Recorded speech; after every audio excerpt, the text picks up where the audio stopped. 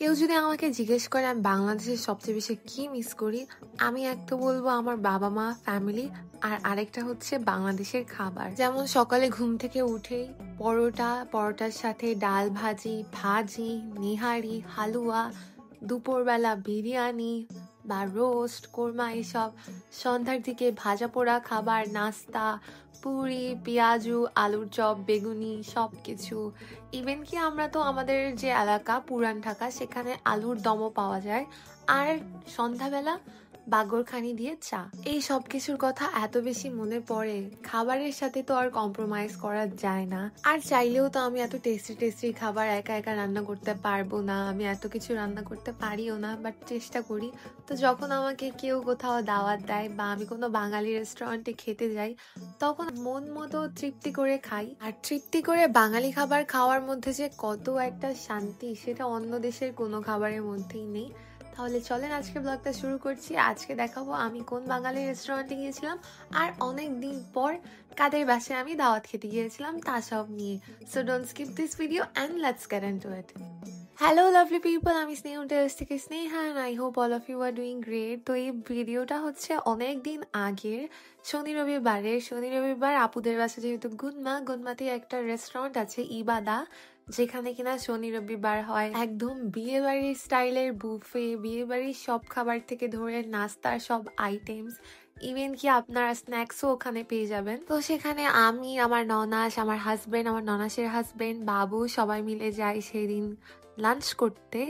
আর এতগুলো আইটেম, জর্দা দেখে তো আমার পুরো বিয়ের বাড়ির কথাই মনে পড়ে গিয়েছিল। রেস্টুরেন্টে আমি আগেও গিয়েছি ফুচকা খেতে বা নেহারি খেতে। বুফেটা যেহেতু কিছুদিন আগেই শুরু হয়েছে, তো তখনের ভিডিও এটা। আমি আসলে ভুলেই যাই ভিডিও এডিট করতে বা এত ক্লিপ নিয়ে রাখি, আমার কখন কি আপলোড করব মাথায় থাকে না। তারপর আমি এক এক করে খাবারগুলো নিয়ে নিচ্ছিলাম। খাবারগুলো দেখে এত লোভ লাগছিল, অনেক টেম্পটিং ছিল, যেহেতু আমরা অনেক দিন পর এরকম এতগুলো দেশি খাবার একসাথে দেখছিলাম। আর আমার একটা প্রবলেম হলো, আমার নিতে খুব ভালো লাগে, দেখতে খুব ভালো লাগে, বাট আমি যেহেতু খেতে তেমন একটা পারি না, আমার অ্যাপিটাইট একটু কম, একটু আর কি খেলে আমার পেট ভরে যায়। তো আমার হাজবেন্ড বারবার বলতেছিল বেশি কিন্তু নিবা না, ওয়েস্ট কিন্তু করা যাবে না। আর যদি খাবারের টেস্টের কথা বলেন, আমি আপনাদের রেকমেন্ড করবো এই প্লেসে আসতে। খাবারের টেস্টগুলো একদমই অথেন্টিক আর অনেক টেস্টি। আর অনেকেই ভাবতে পারেন হয়তো বা এটা প্রমোশনাল কোনো ভিডিও, একদমই না। আমাদের ননাসদের বাসা যেহেতু গুনমা, আর ননাসদের বাসা থেকে ইবাদা একদমই কাছে,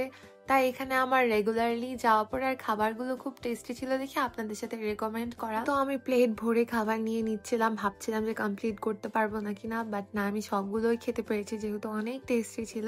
আমি তো এতটুকু নিয়ে আমার স্টপ হয়ে গিয়েছে, সবার যেহেতু অনেকক্ষণ টাইম লাগছিল খেতে। তো আমি বাবুকে নিয়ে দুষ্টুমি করছিলাম। এক তো গরম ছিল, দ্বিতীয়ত আমি বিয়ে বাড়ির খাবার খাবো দেখে বিয়ে বাড়ির সাজতে একদম আসছিলাম, জাস্ট কালারটা একটু ইনঅ্যাপ্রোপ্রিয়েট। তো আমি বাচ্চাকে নিয়ে রাখছিলাম, আর বাবুরা যেহেতু এরকম ঝাঁকজমক বা হাতে চুড়ি ছিল, হয়তো বা তারও বেশি গরম লাগছিল, তাই একটু পরপরই কান্না করছিল। বাবুর কান্না দেখে মা কি করবে, আমার ননাস খাবার হাফ খেয়ে উঠে যায় বাবুকে নিয়ে, বাবুকে তারপর খাওয়ায়। ভেবেছিলাম হয়তো ক্ষুধা লেগেছে দেখে যে বাবু কান্না করছে, বাট না, অনেক গরম ছিল সেই দিন, তাই বাবুকে নিয়ে আর বেশিক্ষণ আমরা স্টে করিনি, তারপর আমরা চলে যাই।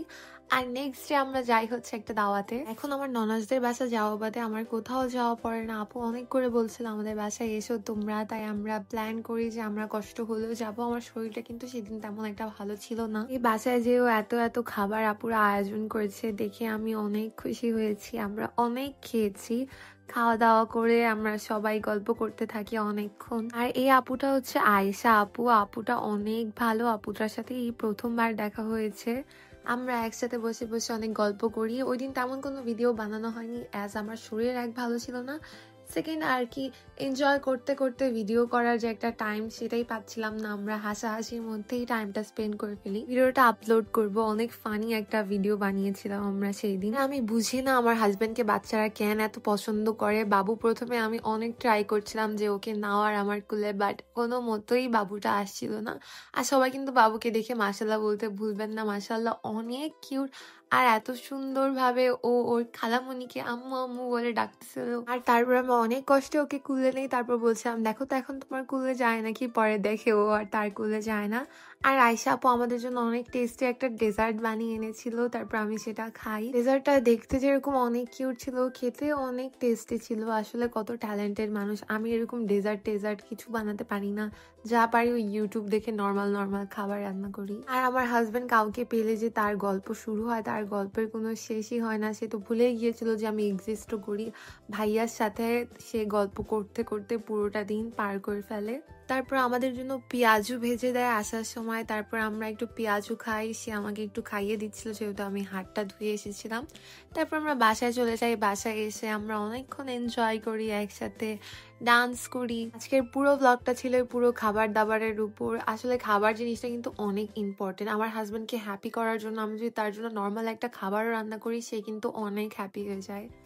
তো আজকের ব্লগটা আমি এখানেই শেষ করছি। আমার এই দাওয়াত ব্লগটা আপনাদের কেমন লেগেছে কমেন্ট করে বলবেন, আর আমার পেজে একটা ফলো দিয়ে দিবেন। সবাই ভালো থাকবেন। Thank you for watching. Bye by.